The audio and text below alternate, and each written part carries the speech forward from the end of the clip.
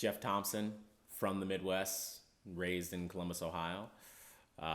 Played football at Miami of Ohio. Had a tryout with Jacksonville Jaguars. Played professional dodgeball on trampolines. Funny story. Then double major in finance and economics. Now I am a wealth investment manager for Miracle Mile Advisors.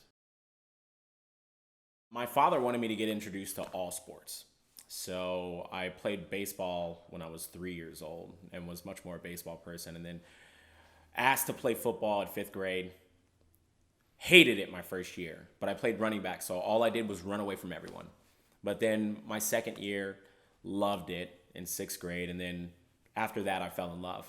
Finally, I told my mom in eighth grade that I was going to get a full ride for football, and that's what happened.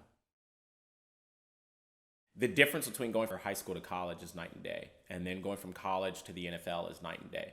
Everybody's fast. But getting the ability to play with people that have the tenacity, the work ethic, and everybody wants to be the best just elevates your play. So it was a beautiful thing. One of the most important things is perseverance. You're gonna have some down times. You're gonna have some good times.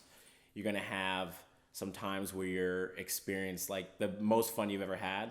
You're gonna have times where you're going through hell every single day, working at it. You're gonna experience loss, which a lot of people don't understand if you're not in a sports, the sports realm.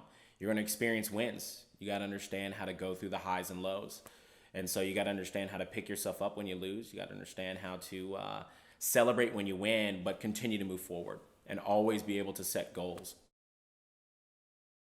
It was made for me, but it was a good choice. My junior year, I tore my hip flexor right off the bone. So my senior year, all I did was play in the games. I did not practice. I got a look with the Jaguars, and essentially they said, hey, you know what? We really, really like you, but we'll find somebody else without problems. I remember feeling sad that it had to be that way, but I also was in pain every single day. I felt at least that I had invested in myself so that I can go forward and do something different. Right when I was done, I was really, really sad. And I tried to stay positive because my mother's always been like that.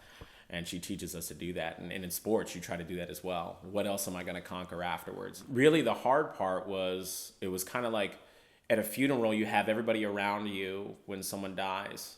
But then 2 weeks later, everyone's gone. And you have to figure out what to do on your own. And that's where you really start to, if you don't have the right support team and community, you can go down the wrong path because you don't have direction. You don't have, a community around you that you've been so accustomed to for so long. For me, afterwards, I was really, really sad. Then I was like, okay, let me figure out what I'm going to do next. And then I got even more sad because I'm like, man, I'm all alone in this. How am I going to move forward? And what am I going to do to find that same community and have that same outlet that I've always had for the past 20 years of my life? Mostly my family, and then a couple of the guys that were in similar situations, my teammates. They were extremely supportive because we're all going through the same thing. But it's also hard because they're in different places, right? They're not with you. I'm in the Midwest. They're in, California or wherever they are. So we can have a phone call, but we don't have that camaraderie that we've had where I get out my dorm, go to his dorm, and then we got to wake up for 2 days, right? So it's just having conversations. So I had support there, but I really had to figure things out for myself. And there was not a lot of help that I was getting from anybody else to do that because they were in the same position. So it was kind of tough. The biggest challenge for me was who I was. It was an identity crisis. You have this structure for so long that tells you, hey, you're a football player. Even in college, when education is really, really important, you're still told that you're a football player, right? They say education first, football second. Tweak that around, okay? You're getting paid for a scholarship. So when I was done, I was like, who am I now? I'm no longer a football player. I don't play football. But like, what does that look like in this world? And where do I fit in? And so that identity piece was really, really hard for me. And I think every athlete, and I can't speak for every athlete, but I think every athlete can go through a similar crisis like that, because you're told so much by society that this is what you are. You're not just a person, you're not a student, you're a football player. You always think about what ifs. I would always think about, hey, what if I didn't pull my hip flexor? Where would I be today? What does that look like? And you have to kind of deter yourself from doing so, because you'll go down a rabbit hole and then you'll feel like you've missed out on a lot, and it can put you in a place where you just stay stagnant. I still have hip pain today. When I left my exit interview from college, they told me I probably have to have a hip change at 40. And I just looked at them, as a 21-year-old kid, like, what? What are you talking about? When you play at a higher level in any sport, you're competing against people that are competitors. And so what we can know is that if you play at a higher level and you play a team that's not good, you don't want to play at their level. And the problem is when you go out into the world and you're so accustomed to playing at the highest level, and yet you have people that just want to stay down here, you can almost stoop to their level and it can bring you down because you're not used to doing that. So that mindset of saying, you know what, I'm always going to be my best. Now, instead of competing with a team against another team, you have to compete with yourself. You have to figure out, how can I tweak what I used to do and make myself the best, even though there's a whole bunch of people in this world that are completely fine just riding along the wave. Help people or keep people from making big mistakes with their money. And I protect them from people like brokers and the government.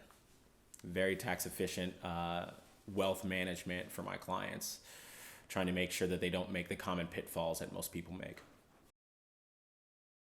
College, right after I was done with everything, I interviewed with a couple different firms. I knew I was going to be in finance. I knew that I wanted to actually work with athletes, because that was prevalent when you have all these athletes going broke and it's coming out in the news.